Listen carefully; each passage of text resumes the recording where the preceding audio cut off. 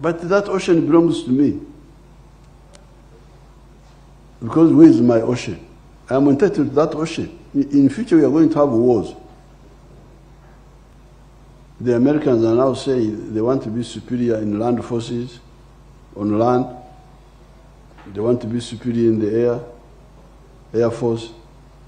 They want to be superior at sea, navy. They want to be superior in space. And they have all been to the moon. The Americans have been to the moon, the Russians, the Chinese, the Indians have now gone. You fellows, you are here on Earth. Those fellows are on the moon, looking at you like insects. I don't like to be in that situation. That's why I say, you people, why don't you see how to unite? Because Uganda, even if you wanted to build a navy, how can you build it? We don't have access to the sea. The political organization in Africa is so irrational. Some of the countries have no access to the sea. For economic purposes, but also for defense purposes, you are stuck. How do I export my products? That's why we have got endless discussion with Kenya, then this one stops, then another one comes, then the railway, the pipeline, the what, we discuss. But that ocean belongs to me. Because where is my ocean? I am entitled to that ocean. In future, we are going to have wars. In the future, we are going to have wars. How can you say that you are in a block of flats, that the compound belongs to only the flats on the ground floor, that the compound belongs to the whole block. All the flats are entitled to the compound. Yeah. There's no way you can say, so may I just watch these people, you are really endangering yourself. How can you have a situation like this? Uganda is landlocked inside here. But where is my ocean? My ocean is the Indian Ocean. No, it belongs, really, me. I'm on the top floor of the block. And then you say the compound belongs only the ones on the ground floor. This is madness. So that's why I say, you people, you better unite economically for the sake of prosperity, if you want prosperity. Market. But if you want stability, and also strength in the world, so that you can go and to the moon also, you go to the moon. The ones who have been to the moon are big ones, not small people. Superpowers. The Americans, the Chinese, the Russians, and the Indians now. Our friends, the British, are still here with us. On Earth, they have not gone. They can't go. It's too much. One country can't manage. The French are here with us. All these fellows except those four, because size matters. So that's why we say, you people, why don't you look at East Africa so that you deal with the issue of strategic security? These are the 7 points in the manifesto. Thank you. If we have got economic integration, it can help with the economy. But how about defense? How do we defend ourselves? The Americans are now saying they want to be superior in land forces, on land. They want to be superior in the air force. They want to be superior at sea, navy. They want to be superior in space. And they have all been to the moon. The Americans have been to the moon, the Russians, the Chinese, the Indians have now gone. You fellows, you are here on Earth.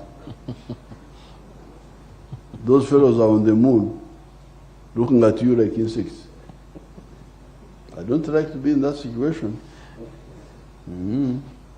That's why I say, you people,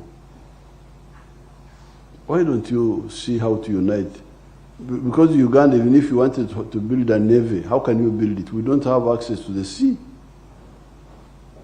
we are also looking at the political integration of East Africa. Whenever I listen to the song of the Bagisu, I like it so much, the tune of the Bagisu. And I am hoping you to capture it, confiscate it, and take it to East Africa. When we form the Federation of East Africa as a federal anthem. Now, why do we need a federal anthem? You see what's happening in the world. War between Russia and this one. Americans are doing this. How will Africa defend itself?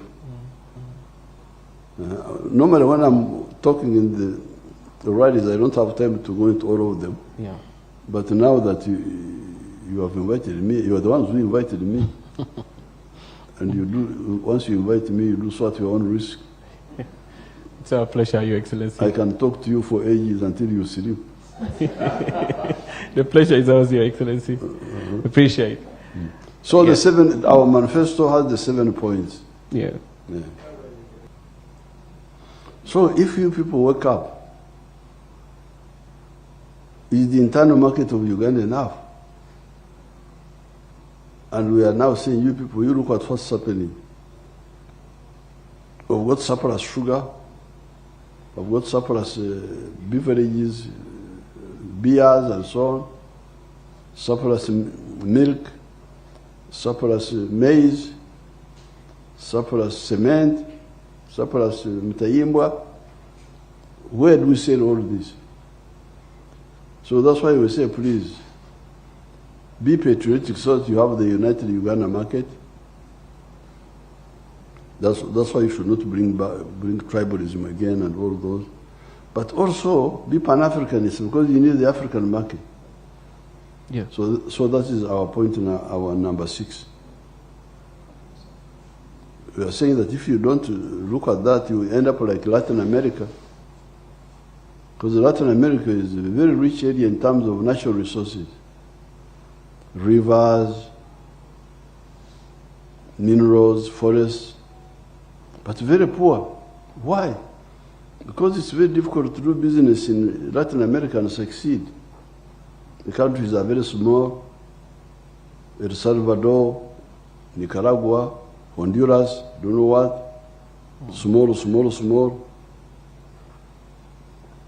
In the United States, if you are in New York, you produce a product, you will sell it all the way up to California.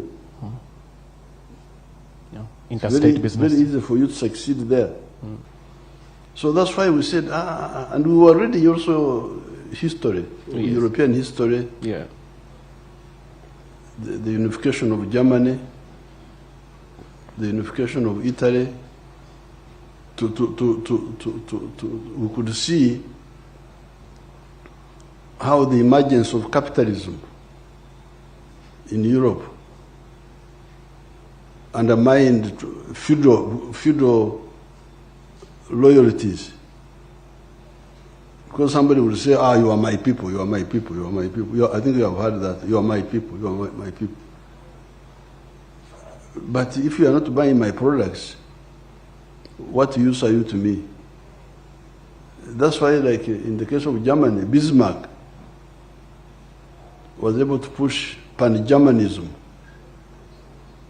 to unite, because by the problem is that the intellectual class here has got so many gaps. By 1870, there was no Germany. There were German people, all speaking German, but divided into 39 kingdoms. Prussia, Bavaria, Saxony. So it was this power of capitalism. There was a group in Prussia called the Junkers. It is written in Junkers, but they pronounce it as Junkers. They were big land owners producing a lot of products which they wanted to sell. And then they came in conflicts with the feudalists the princes who wanted my people, my people, my people. Don't come here unless I allow you. Then the capitalist said, no, but you are interfering with our ability to sell. Yeah. Get out. They kicked them out by force. Even the French Revolution had the same issues. So, although France was one kingdom for a long time, but they had internal taxes. Oh, yes. If you revise your history a bit, you'll find that they were, to go from one province to go to another province, you had to pay a tax. Yeah. And the capitalists had no time for this. Please, tutaka biashara, want business. So you can say that our awakening really was also like inspired by capitalist ideas. Yeah. Of market. That's why we started despising. These people were talking of we, our tribes, Fangabaganda. Oh. Fangaba Masava. You are a danger to your people. Yes. Because you are, if the Munyankore is not buying my milk, is not buying my beef, Anyambachi. What is he helping me? Just a Gandhi. Just greeting email in Nyankore, you think that's enough. I want money for my family. I want to build a better house. So that's how we started really. What became NRM started around 1965. Now, and they thought we were joking. We started telling them that, for them they were saying, blood is thicker than water. You know, you have heard that statement. Oh, yes. Blood is thicker than water, meaning your tribe is very important. In fact, the Wanyankore also say, that the hyena from your area will eat you in a better way than... It will be merciful while eating you. Will eat you in a better way than a hyena from another place. So we said, no, this is... that's why we said interest, because my interest is I want prosperity for my family. Yeah. For my business, for my area, for my people. So if you say you love Banyankore, but you don't care about Uganda, you're actually an enemy of the Banyankore. Oh, yes. First and foremost. Because if the Banyankore did not have Uganda, which gives them a market for their products, there's no way they would be prosperous. So that's how we started. Now, therefore, and they thought we were joking, and we started in the study groups in the universities and the secondary schools. Then they started collapsing, Mutesa and Obote. Eventually, Amin comes in. So when Amin comes in, that's when we decide to fight now. To say, no, we have talked enough. Let's fight. Let's take up arms. And the rest is history. Because when it came to fighting, we were very committed people. We were not opportunists looking for this or that. We were inferior. We were very dedicated. And this was inspired by national interests. Yes. So that's how eventually we come to getting rid of Amin. Then even when Amin is got rid of our people are still playing around. They thought that it was a joke. Then we had to have a second round to sort out the whole thing in 1986. So from 1986 That's when we had a chance now to implement our ideas, which we had held for more than a quarter of a century, from 1960. And that time, that's how we were able now to do what we are now putting in the manifesto. And we are saying, you people, this is what NRM believes.